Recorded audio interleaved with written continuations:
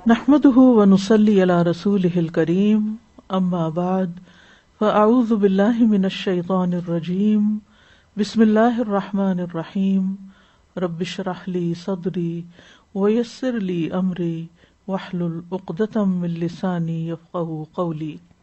اللہ سبحانہ وتعالی ہمارا خالق ہے، وہی ہمارا رازق ہے، وہی ہمارا مالک ہے، اسی نے ہمیں پیدا کیا اور اسی کی طرف ہمیں واپس آئے۔ خوش قسمت ہے وہ انسان جو اس دنیا میں رہتے ہوئے اپنے خالق کو پہچان لے، اس کی قدرت کو جان لے، اس کی قوت کو مان لے، اور دنیا میں رہتے ہوئے ہر آن وہ اس کا تقرب حاصل کرنے کی کوشش کرے، کہ اس کے قریب تر ہو جائے۔ جب انسان کو یہ بات سمجھ میں آ جاتی ہے کہ اللہ سب سے بڑا ہے اور حقیقی معنوں میں یہ بات سمجھ آتی کہ اللہ بڑا ہے، تو پھر ہو نہیں سکتا کہ انسان یہ نہ چاہے کہ وہ اللہ سے قریب ہو، پھر وہ ہر کوشش کرے گا کہ اس کے قریب ہو۔ جیسے دنیا میں ہم کسی کو بڑا مانتے ہیں کسی بھی دنیاوی اعتبار سے، تو ہمارے لیے بڑی خوشی کی بات ہوتی ہے کہ وہ ہمارا رشتہ دار ہے یا ہمارا قریبی دوست ہے، کوئی کسی بڑے عہدے پہ ہوتا ہے، کسی بڑی پوسٹ پہ ہوتا ہے، کوئی سیلیبریٹی ہوتا ہے، کوئی بڑی اہمیت کا حامل کوئی شخص ہوتا ہے، تو ہم اس کی ملاقات اور اس کے پاس جانے یا اس کے ساتھ اپنے کنیکشن کو بڑی خوشی کے ساتھ واضح کرتے ہیں اور بتاتے ہیں۔ لیکن جو لوگ اللہ تعالیٰ کو جانتے ہیں اور اللہ تعالیٰ کو پہچانتے ہیں، وہ اس بات پر خوش ہوتے ہیں کہ وہ اللہ سے قریب ہو رہے ہیں، اور زندگی کا ہر وہ دن جو انہیں اللہ تعالیٰ کے قریب کرتا ہے، اللہ تعالیٰ کی محبت میں ان کے اضافہ کرتا ہے، وہ دن ان کا بہت ہی پروڈکٹیو دن اور بہت ہی خوشی کا دن ہوتا ہے۔ تو اللہ تعالیٰ کے قریب ہونے کے کئی ذرائع ہیں، کئی طریقے ہیں، یعنی جو شخص یہ چاہتا ہے کہ وہ قریب ہو تو اس کے کئی ایک طریقے، لیکن ان میں سے آج میں صرف ایک طریقے پر بات کروں گی، اور وہ ہے اللہ کا ذکر، اور کثرت سے اللہ سبحانہ تعالیٰ کا ذکر، کیونکہ اللہ کا ذکر ہماری روح کی غذا ہے، ہمارے دلوں کی شفا ہے، اور اللہ سے محبت کرنے والوں کی آنکھوں کی ٹھنڈک ہے۔ وہ صرف زبان سے چند کلمات کو دہرانے کا نام نہیں، بلکہ حقیقی معنوں میں جب وہ اللہ کا ذکر کرتے ہیں تو ان کے اندر ایک خوشی کی لہر دوڑ جاتی، اداس دل، پریشان حال، دکھی، ان سب چیزوں کی جو شفا ہے یا ان کا جو علاج ہے وہ اللہ کے ذکر میں ہے۔ ذکر کی دو بڑی قسمیں ہوتی ہیں۔ ایک ذکر وہ ہوتا ہے جو مخصوص الفاظ، مخصوص اوقات، مخصوص جگہوں پر ہوتا ہے، جیسے نماز ہے، وَلَذِكْرُ اللَّهِ أَكْبَرُ، اللہ کے ذکر کا بہت بڑا طریقہ ہے، لیکن ہم نماز اپنی مرضی سے نہیں پڑھ سکتے، اس کا ایک مخصوص وقت ہوتا ہے، اس کے مخصوص الفاظ ہوتے ہیں جو ہم کھڑے ہو کر ہاتھ باندھ کے پڑھتے ہیں، پھر گھٹنوں پہ جا کے، پھر سجدے میں، پھر مخصوص جگہ پر کھڑے ہوتے ہیں، مخصوص ڈائریکشن میں کھڑے ہوتے ہیں۔ تو اس میں ہماری اپنی مرضی نہیں ہوتی، ہماری اپنی چوائس نہیں ہوتی، بلکہ جس طرح ہمیں بتایا گیا ہے اس کے مطابق ہی ہمیں یہ ذکر کرنا ہوتا ہے۔ جیسے قرآن مجید میں بھی آتا ہے کہ اللہ کا ذکر اس طرح کرو جس طرح اس نے تمہیں ہدایت دی ہے۔ تو ذکر کی جو دوسری قسم ہے وہ ذکر جو کسی بھی وقت کیا جا سکتا ہے، کہیں پر بھی کیا جا سکتا ہے، اور اس میں عام طور پر تسبیحات، درود شریف، قرآن پاک کی تلاوت، یہ تمام چیزیں شامل ہیں۔ یعنی اگر آپ قرآن کے حافظ ہیں تو آپ کھڑے، بیٹھے، لیٹے، کسی بھی حال میں تلاوت کر سکتے ہیں، کوئی ممانعت نہیں۔ بعض لوگوں کے ذہن میں یہ ہوتا ہے کہ شاید ہم لیٹ کے قرآن نہیں پڑھ سکتے، نہیں، لیٹ کے بھی پڑھ سکتے، آپ کھڑے ہو کے بھی پڑھ سکتے ہیں، جیسے نماز میں آپ کھڑے ہو کے پڑھتے ہیں، آپ بیٹھ کے بھی پڑھ سکتے ہیں، جب آپ کا دل چاہے آپ پڑھیں، کوئی رکاوٹ نہیں۔ اسی طرح تسبیحات ہیں، تسبیح بھی چلتے پھرتے، کام کاج کرتے آپ اللہ کی پاکی بیان کر سکتے ہیں۔ پھر اسی طرح تکبیرات پڑھنی ہوتی ہیں یا درود شریف پڑھنا ہوتا ہے۔ درود شریف کے متعلق بھی ہمارے ہاں بڑی غلط فہمیاں ہیں کہ بعض لوگ کہتے ہیں بغیر وضو کے درود نہیں پڑھ سکتے، ایسا کچھ بھی نہیں ہے، اس کے لیے وضو کا ہونا شرط نہیں ہے۔ وضو جو ہے دو اہم مواقع پہ بڑا ضروری ہے جس کے بغیر کوئی عبادت نہیں ہوتی، ایک ہے نماز اور دوسرے ہے طواف۔ طواف وضو کے بغیر نہیں ہوتا، نماز وضو کے بغیر نہیں ہوتی۔ باقی یہ ہے کہ قرآن کی تلاوت بھی افضل ہے اگر آپ کا وضو ہو، اور اگر آپ کا وضو نہیں ہے تو بھی آپ اچھی طرح جب بھی بیٹھے آپ قرآن کی تلاوت کر سکتے ہیں۔ اور اب تو بہت سہولت ہو گئی ہے کہ ٹیبلٹس پر، فون پر، آپ کی اسکرین پر ہر طرح کے قرآن مجید کے ٹیکسٹ اویلیبل ہیں، اور اگر آپ فون کو اٹھا کے تلاوت کر رہے ہیں تو وضو کی ضرورت نہیں ہے۔ اس میں جیسے عام دنوں میں آپ اٹھاتے ہیں تو عام اوقات میں اپنا فون اٹھاتے ہیں ایسے ہی، اگر آپ قرآن پڑھنے کی نیت سے اٹھا رہے ہیں تو بغیر وضو کے آپ اس کو کھول، ایون اگر آپ اسکرین کو ٹچ بھی کر رہے ہیں تو بھی اس کے لیے وضو کی ضرورت نہیں ہے. تو قرآن پڑھنے کے لیے، درود شریف پڑھنے کے لیے، آیت کریمہ پڑھنے کے لیے نہ جگہ کی قید ہے، نہ وضو کی قید ہے، اور نہ ہی کوئی اور پابندی ہے، بلکہ آپ کھلا ذکر کر سکتے ہیں. اذکار تو بہت سارے ہیں، لیکن آج میں ایک خاص ذکر سبحان اللہ والحمد للہ ولا الہ الا اللہ واللہ اکبر، ان 4 کلمات پر مشتمل جو ذکر ہے اس کی کچھ فضیلت بیان کروں. ہم ذکر کرتے ہیں، کوئی ہمیں بتا دیتا ہے، ہم تسبیح کرنا شروع کر دیتے ہیں، لیکن ہماری اکثر تسبیح بے روح ہوتی ہے. تو سبحان اللہ سبحان اللہ سبحان اللہ کرتے جاتے ہیں، یہ نہیں پتا چلتا کہ ہمیں اس میں کیا کرنا ہے، کس طرح کرنا ہے. اس کلمے کے بارے میں بہت سی احادیث وارد ہوئی جس میں اس کلمے کی فضیلت کا ہمیں پتہ چلتا ہے اور اس کی ترتیب کا فرق بھی پتہ چلتا ہے. کبھی سبحان اللہ پہلے ہے، کبھی الحمدللہ اس میں پہلے آتا ہے، تو اس سے کوئی فرق نہیں پڑتا ایز لانگ ایز یہ 4 چیزیں پوری ہو رہی، جن میں سے ایک سبحان اللہ، دوسرے الحمدللہ، تیسرے لا الہ الا اللہ، چوتھے اللہ ہو. تو آئیے ہم سنت نبوی سے ان کلمات کے عظیم فضائل کا تعارف حاصل کریں. یہ کلمات نمبر 1 اللہ کے نزدیک محبوب ترین کلمات ہیں. اللہ کے نزدیک محبوب ترین کلمات ہیں. تو جو چیز اللہ تعالیٰ کی محبوب ہے، اللہ تعالیٰ کو پسند ہے، وہ ہمیں بھی بہت پسند ہونی چاہیے. کیونکہ ہم اللہ سے محبت کرتے ہیں تو ہر وہ چیز، ہر وہ انسان، ہر وہ جگہ جس سے اللہ محبت کرتا ہے ہمیں بھی اس سے محبت کرنی چاہیے. صحیح مسلم کی روایت ہے، سمرہ بن جندب کہتے ہیں کہ رسول اللہ صلی اللہ علیہ وسلم نے فرمایا اللہ کے نزدیک سب سے زیادہ محبوب کلمات 4 ہیں، سبحان اللہ والحمد للہ ولا الہ الا اللہ، اور تمہیں اس میں سے کسی بھی کلمے سے شروع کرنا نقصان نہ دے گا. یعنی کہیں سے بھی آپ شروع کر لیں تو آپ کو کوئی نقصان نہیں ہوگا، کوئی فرق نہیں پڑتا. یعنی آپ چاہیں تو الحمدللہ و سبحان اللہ پڑھ لیں، چاہے تو آپ لا الہ الا اللہ سے شروع کر لیں، چاہے آپ اللہ اکبر سے شروع کر لیں، تو اٹ ڈزنٹ میٹر، کوئی فرق نہیں پڑتا. اور پھر امام مناوی کہتے ہیں احب الکلام الی اللہ، اللہ کے نزدیک یہ سب سے محبوب کلام جو ہے یہ 4 اذکار اور دعاؤں پر مشتمل ہے. یہ اذکار کیا ہیں؟ ان میں اللہ کی پاکی بیان ہوتی ہے، اللہ کی تعریف بیان ہوتی ہے، اللہ کی توحید بیان ہوتی ہے، اللہ کی بڑائی بیان ہوتی ہے. تو اس وجہ سے ان کلمات کی بہت فضیلت. سبحان اللہ کا مطلب کیا ہے؟ پاک ہے اللہ، کس سے؟ ہر عیب سے، ہر خطا سے، ہر غلطی سے، ہر نقصان سے. الحمدللہ سب تعریف اللہ کے لیے، آپ اللہ کی حمد و ثنا بیان کریں، اور اللہ سبحانہ تعالیٰ کو یہ بہت پسند ہے کہ کوئی اس کی تعریف کرے. تو لا الہ الا اللہ تو ویسے ہی بہت فضیلت والا کلمہ ہے جس کے پڑھتے ہی انسان کو آگ سے نجات ہوتی ہے اور انسان اسلام میں داخل ہو جاتا ہے. اس میں اللہ تعالیٰ کی توحید ہے اور اللہ اکبر میں اللہ سب سے بڑا ہے، اللہ کی بڑائی بیان ہوتی ہے. تو اس میں یعنی اس تسبیح کے اندر اللہ تعالیٰ کی وہ صفات ہیں جن کو صفات کمال کہا جاتا ہے کہ اللہ سب سے بڑا ہے، اللہ پاک ہے، اللہ ایک ہے، اللہ سبحانہ تعالیٰ ہی تعریف کے لائق اور قابل ہے. تو ان کلمات کو جب بھی انسان پڑھتا ہے تو اللہ تعالیٰ کی محبت حاصل کرتا ہے. تو اللہ تعالیٰ کے قریب اگر ہم ہونا چاہتے ہیں، اللہ کے پسندیدہ بننا چاہتے ہیں، تو ان کلمات کا ذکر کرنا چاہتے ہیں. نمبر 2 رسول اللہ صلی اللہ علیہ وسلم کے بھی نہایت پسندیدہ کلمات ہیں. اللہ تعالیٰ کی پسند کے بعد محمد صلی اللہ علیہ وسلم کی پسند.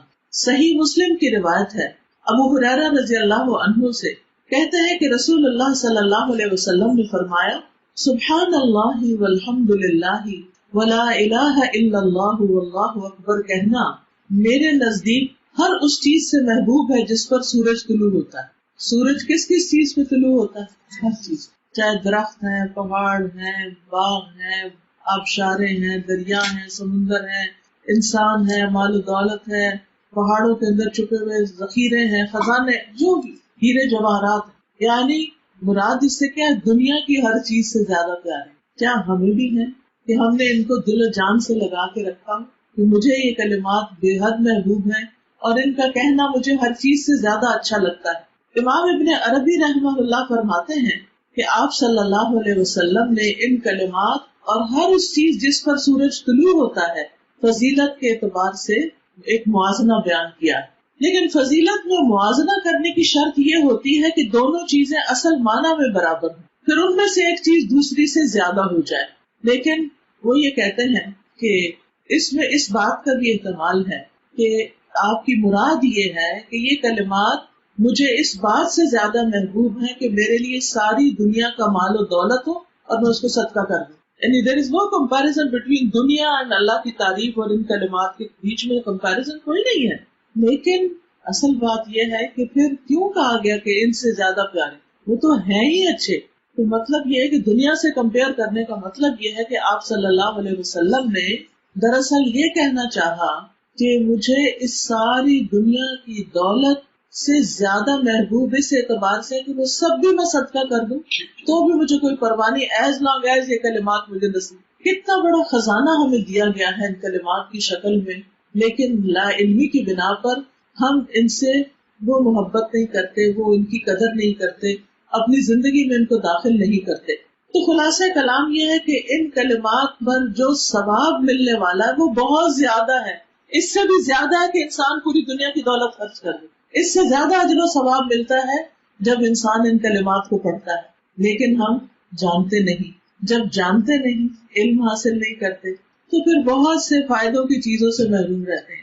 پھر اگلی بات، یہ کلمات اولاد اسماعیل سے غلام آزاد کرنے سے بھی زیادہ افضل ہے. یعنی ایک غلام کو آزاد کرنا، ایک غلام بھی انسان اگر زندگی میں آزاد کرتا ہے تو وہ اس کے لیے جہنم سے کفایت کر جاتا ہے. تو کہا یہ کہ انسان اولاد اسماعیل جو کہ دنیا میں جتنے بھی انسان پیدا ہوئے ان میں سے سب سے بہترین نسل، یعنی اللہ نے بعض قوموں کو، بعض قبیلوں کو، بعض نسلوں کو بعض پر فضیلت عطا کی، جیسے بنی اسرائیل کو بھی دی تھی. لیکن پھر اسماعیل علیہ السلام کی اولاد کو، جس میں سے محمد صلی اللہ علیہ وسلم ہے، ان کو باقی سب پر فضیلت عطا کی. تو اس لیے ان کلمات کو ادا کرنا ایک بہت بڑے اجر و ثواب کا باعث ہے. صحیح ترغیب و ترہیب کی روایت میں ہے، ابو امامہ رضی اللہ عنہ سے مروی ہے کہ رسول اللہ صلی اللہ علیہ وسلم نے فرمایا، سورج طلوع ہونے تک میں بیٹھ کر اللہ کا ذکر کروں، اس کی بڑائی، اس کی حمد و تسبیح اور تحلیل کروں، یعنی لا الہ الا اللہ پڑھوں، یہ مجھے اولاد اسماعیل میں سے 2 غلام آزاد کرنے سے زیادہ محبوب ہے. اسی طرح عصر کے بعد سورج غروب ہونے تک اللہ کا ذکر کرنا مجھے اولاد اسماعیل میں سے 4 غلام آزاد کرنے سے زیادہ محبوب. تو یہ 2 اوقات جو ہیں یہ خاص ذکر کے اوقات ہیں اور اس تسبیح کے اوقات. ویسے تو انسان کسی وقت بھی پڑھ سکتا ہے، لیکن اگر ان اوقات میں، یعنی صبح فجر کی نماز پڑھی اور اس کے بعد انسان اپنی جگہ پہ بیٹھ گیا، ذکر اذکار کی، اس میں یہ تسبیح پڑھتا ہے سورج نکلنے سے پہلے تو زیادہ افضل ہے. اسی طرح عصر کی نماز پڑھی اور غروب سے پہلے یہ ذکر کر لیتا تو زیادہ افضل ہے. لیکن اگر کسی وجہ سے آپ ان اوقات میں نہیں بھی کر سکتے تو اس کی قید نہیں ہے کہ اگر کسی اور وقت میں کریں گے تو آپ کو اجر و ثواب نہیں ملے گا، پھر بھی آپ کو اجر و ثواب ملے گا. سنن ابن ماجہ کی روایت میں آتا ہے، ام ہانی کہتی ہیں کہ میں نے رسول اللہ صلی اللہ علیہ وسلم کی خدمت میں حاضر ہو کر عرض کیا، اے اللہ کے رسول صلی اللہ علیہ وسلم، مجھے کوئی آسان سا کام بتائیے، آسان عمل بتائیے، کیونکہ میں بوڑھی ہو گئی ہوں، کمزور ہو گئی ہوں، میرا بدن بھاری ہو گیا ہے. بڑھاپے میں چاہے انسان پتلا بھی ہو تو چلنا پھرنا دوبر لگتا ہے، بھاری ہی لگتا ہے. تو کہتی ہے کہ مطلب میں اتنی ایکٹیو نہیں رہی کہ میں بہت کچھ کر سکوں، پریکٹیکلی کچھ، فزیکلی کچھ کر سکوں، تو مجھے کوئی ایسا عمل بتا دے کہ جس سے مجھے فائدہ ہو. تو رسول اللہ صلی اللہ علیہ وسلم نے فرمایا، 100 بار اللہ اکبر، 100 بار الحمدللہ اور 100 بار سبحان اللہ کہو. یہ لگام اور کاٹھی سمیت 100 گھوڑے اللہ کی راہ میں دینے سے بہتر ہے. اتنا بڑا اجر و ثواب. 100 اونٹ اللہ کی راہ میں قربان کرنے سے بہتر ہے اور 100 غلام آزاد کرنے سے بہتر ہے. یعنی ایک تسبیح اٹھائیں اور 100 دفعہ آپ اس کو پڑھ لیں تو گویا آپ نے اتنا زیادہ صدقہ خیرات کر لیا. ہم میں سے کس کے پاس اتنا مال ہے کہ صبح و شام ہم اتنا کچھ صدقہ کر سکیں؟ ہو بھی تو ہمت نہیں ہوتی.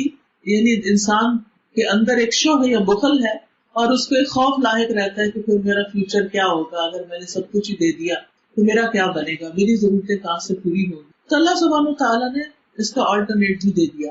پھر اسی طرح یہ کلمات گناہوں کا کفارہ بھی بنے. ہم دن رات خطائیں کرتے ہیں اور بعض اوقات اپنے گناہوں کی وجہ سے بوجھل ہو جاتے ہیں اور دل پہ ایک بوجھ آ جاتا ہے اور ایک غم کسی کیفیت آ جاتی ہے، ڈپریشن سا ہونے لگتا ہے کہ اتنی غلطیاں ہیں، پتہ نہیں اللہ تعالیٰ معاف کرے گا یا نہیں، ہمارا کیا ہوگا، پتہ نہیں قبر میں کیا ہوگا، پتہ نہیں آخرت میں کیا ہوگا. یہ ایک خوف اور انزائٹی بعض اوقات انسان کے اوپر حاوی ہونے لگتی ہے. تو اس کے اتار کے لیے بھی یہی ذکر کرنا چاہیے. عبداللہ ابن عمر رضی اللہ عنہ سے مروی ہے، وہ کہتے ہیں کہ رسول اللہ صلی اللہ علیہ وسلم نے فرمایا، روئے زمین پر جو آدمی بھی یہ کہہ لے لا الہ الا اللہ. اب آپ دیکھ رہے ہیں یہ تصویر وہی ہے، کبھی اللہ اکبر پہلے آ رہا ہے، کبھی لا الہ الا اللہ، واللہ اکبر وسبحان اللہ والحمد للہ، اور اس میں اضافہ ہے ولا حول ولا قوت الا باللہ. یہ جملے اس کے سارے گناہوں کا کفارہ بن جائیں گے، ہاں وہ سمندر کی جھاگ برابر ہی. ایک اور روایت میں جو سنن ترمذی کی ہے اس میں آتا ہے کہ یہ گناہوں کو جھاڑنے کا ذریعہ ہے. انس رضی اللہ عنہ سے روایت ہے کہ رسول اللہ صلی اللہ علیہ وسلم نے فرمایا، جو ایک درخت کے پاس سے گزرے جس کے پتے سوکھ چکے تھے، آپ نے اس پر اپنی لاٹھی ماری تو اس کے پتے جھڑنے لگے. پھر آپ نے فرمایا الحمدللہ وسبحان اللہ ولا الہ الا اللہ واللہ اکبر. یہ کہنے سے بندے کے گناہ اسی طرح جھڑتے ہیں جیسے اس درخت کے پتے جھڑتے. اس حدیث سے ہمیں یہ بھی پتہ چلتا ہے کہ نبی صلی اللہ علیہ وسلم کے سکھانے کا انداز کیا تھا، یعنی پریکٹیکل اگزامپلس کے ساتھ، صرف زبانی نہیں بلکہ درخت پہ، سوکھے درخت کے اوپر لاٹھی مار کے پتے جھاڑ کے دکھایا کہ دیکھو یہ گر رہے ہیں نا، ایسے ہی گناہ گرتے ہیں جب انسان یہ کلمات ادا کرے تو کتنا یقین میں اضافہ ہوا ہوگا. پھر اسی طرح یہ کلمات جنت میں درخت لگانے کا ذریعہ ہے. سلسلہ صحیحہ کی روایت ہے ابن مسعود رضی اللہ عنہ سے کہ رسول اللہ صلی اللہ علیہ وسلم نے فرمایا، جس رات مجھے معراج کرائی گئی میری ملاقات ابراہیم علیہ السلام سے ہوئی تو انہوں نے کہا، اے محمد صلی اللہ علیہ وسلم، اپنی امت کو میری طرف سے سلام پیش کرنا اور انہیں بتانا کہ جنت کی مٹی پاکیزہ ہے، بہت عمدہ مٹی، بہت اچھا سائل، اور اس کا پانی میٹھا ہے. آپ سوچئے کہ کئی فرٹائل لینڈ ہو اور پانی بھی اچھا ہو اور وہ ایک چٹیل میدان ہے، اور سبحان اللہ والحمد للہ ولا الہ الا اللہ واللہ اکبر کہنا وہاں درخت لگانا ہے. یعنی تمہیں ایک لینڈ دے دی گئی ہے، اب جتنی تسبیح کرو گے، جتنا ذکر کرو گے، اتنی ہی گرینری زیادہ ہو جائے گی. اب یہ ہر ایک پر ہے کہ وہ اس کو کتنا خوبصورت بناتا ہے. پھر ان کلمات کو کہنے والے بندے کی فضیلت کے بارے میں آتا ہے. عبداللہ بن شداد روایت کرتے ہیں، یہ سلسلہ صحیحہ کی روایت ہے، کہ قبیلہ بنو ازرع کے 3 لوگ نبی صلی اللہ علیہ وسلم کے پاس آئے اور اسلام قبول کر لیا. تو نبی صلی اللہ علیہ وسلم نے فرمایا کہ کون ان کو کفایت کرے گا، یعنی کون ان کو اپنے پاس رکھے گا، کیونکہ اپنا قبیلہ چھوڑ کے آ گئے ہیں. تو طلحہ رضی اللہ عنہ نے کہا کہ میں ان کو اپنے پاس رکھتا ہوں، لہٰذا وہ ان کے ساتھ رہنے لگ گئے. ایک دن نبی صلی اللہ علیہ وسلم نے ایک لشکر بھیجا، ان میں سے ایک آدمی ان میں سے بھی شریک ہوا، یہ جو 3 آئے تھے، اور وہ وہاں شہید ہو گیا.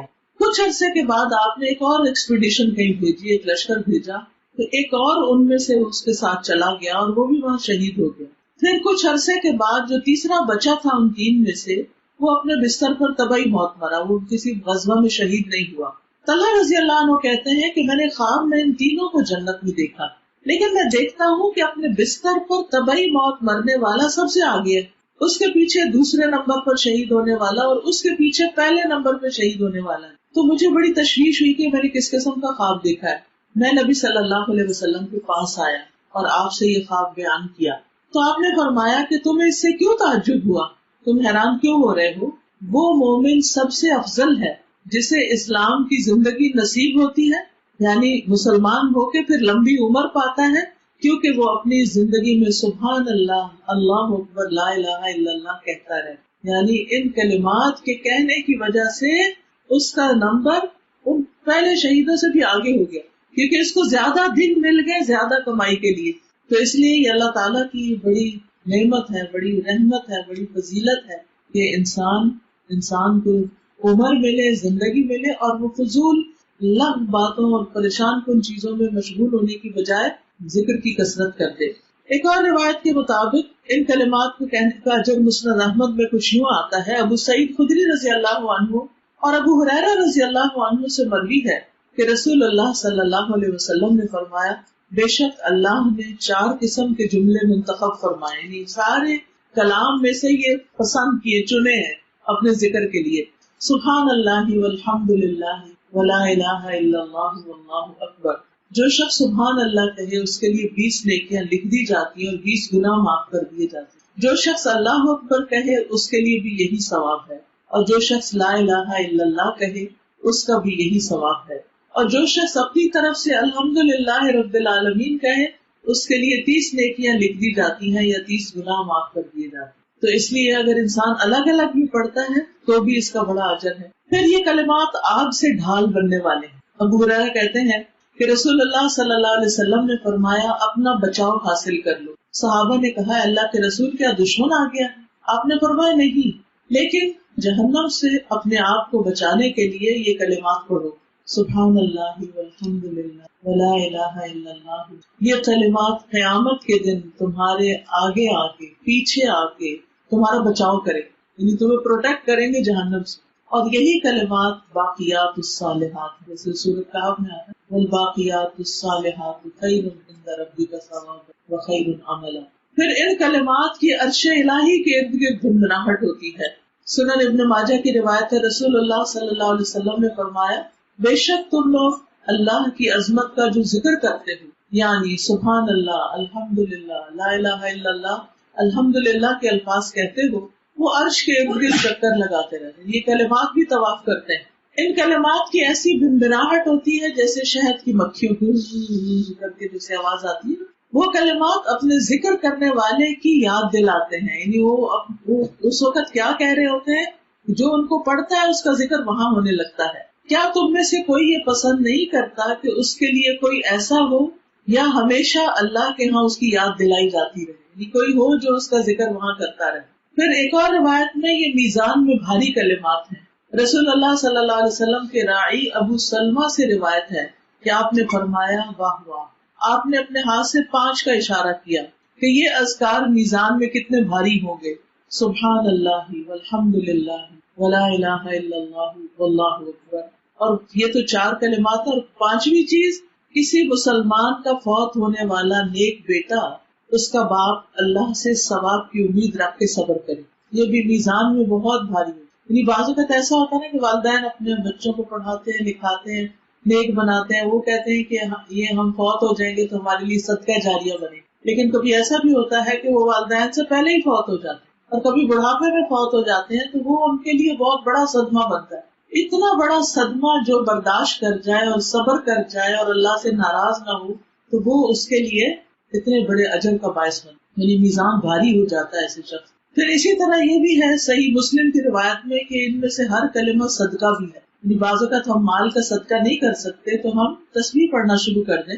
ابو ذر سے روایت ہے کہ اصحاب رسول صلی اللہ علیہ وسلم میں سے کچھ لوگوں نے نبی صلی اللہ علیہ وسلم سے عرض کیا, اے اللہ کے رسول, مالدار لوگ سارا ثواب لے گئے, وہ نماز پڑھتے ہیں جیسے ہم نماز پڑھتے ہیں, وہ روزہ رکھتے ہیں جیسے ہم روزے رکھتے ہیں, اور وہ اپنے سے زائد اموال میں سے صدقہ کرتے رہتے ہیں. آپ صلی اللہ علیہ وسلم نے فرمایا کیا اللہ نے تمہارے لیے وہ چیز نہیں بنائی جس سے تمہیں بھی صدقے کا ثواب ہو؟ بے شک ہر تسبیح صدقہ ہے, ہر تکبیر صدقہ ہے, ہر تحمید یعنی الحمدللہ کہنا صدقہ ہے, ہر تحلیل یعنی لا الہ الا اللہ کہنا صدقہ ہے, نیکی کا حکم دینا صدقہ ہے, برائی سے روکنا صدقہ ہے, اور تمہارے ہر ایک کی شرمگاہ میں صدقہ ہے. یعنی ہسبینڈ وائف کا جو سیکشل ریلیشن شپ ہے جو حلال کا ہے, وہ بھی ایک دوسرے کے ساتھ کوآپریٹ کرنا جو ہے وہ اجر و ثواب کا باعث ہوتا ہے, وہ بھی ایک صدقہ ہوتا ہے. بعض اوقات ہسبینڈ کی ضرورت ہوتی ہے, بعض اوقات وائف کی ضرورت ہوتی ہے, دوسرے کا موڈ نہیں ہوتا لیکن انسان اس کے ساتھ تعاون کرتا ہے تو ایک طرح سے وہ اس پر صدقہ کر رہا ہو اور اللہ کے ہاں اس کا اجر لکھا جا رہا ہوتا ہے. صحابہ نے عرض کیا اللہ کے رسول, کیا ہم میں سے کوئی اپنی شہوت پوری کرنے کے لیے جائے تو اس میں بھی ثواب ہے؟ تو آپ نے فرمایا کیا تم نہیں دیکھتے کہ اگر وہ اسے حرام جگہ استعمال کرتا تو گناہ کا باعث ہوتا, اسی طرح اگر وہ اسے حلال جگہ صرف کرے تو اس پر بھی اس کو ثواب. یہ ہے ہمارے دین کی خوبصورتی کہ سراسر دنیاوی ضروریات, ایون ہماری خواہشات کی تکمیل اگر حلال جائز طریقے سے ہوتی ہے تو وہ بھی اجر و ثواب کا باعث ہوتا ہے. پھر ان کلمات کے بارے میں بھی یہ بھی آتا ہے کہ جو شخص قرآن نہ پڑھ سکتا ہو, کئی لوگوں کے لیے عربی پڑھنا بہت مشکل ہوتا ہے, چائنیز ہے. ہماری ایک اسٹوڈینٹ تھی تو انہوں نے چائنیز کا واٹس ایپ تجوید کا گروپ شروع کیا ہوا تھا. وہ کہتی ہے کہ مخارج کے معاملے میں ریاضیوں سب میں پتھروں سے معاملہ ہے, اور ان کی زبان کے مخارج کچھ اور ہیں، عربی کے کچھ اور ہیں، یعنی وہ اتنی دقت سے ادا کرتے ہیں، اتنی سخت محنت کرتے ہیں، جب جا کے وہ کچھ کلمات پڑھنے کے قابل ہوتے ہیں، لیکن وہ بھی اس طرح کی عربی لہجے میں تلاوت آپ ہارڈلی کسی چائنی کو سنیں گے کر سکتے. اس کے برعکس ملیشین جو ہیں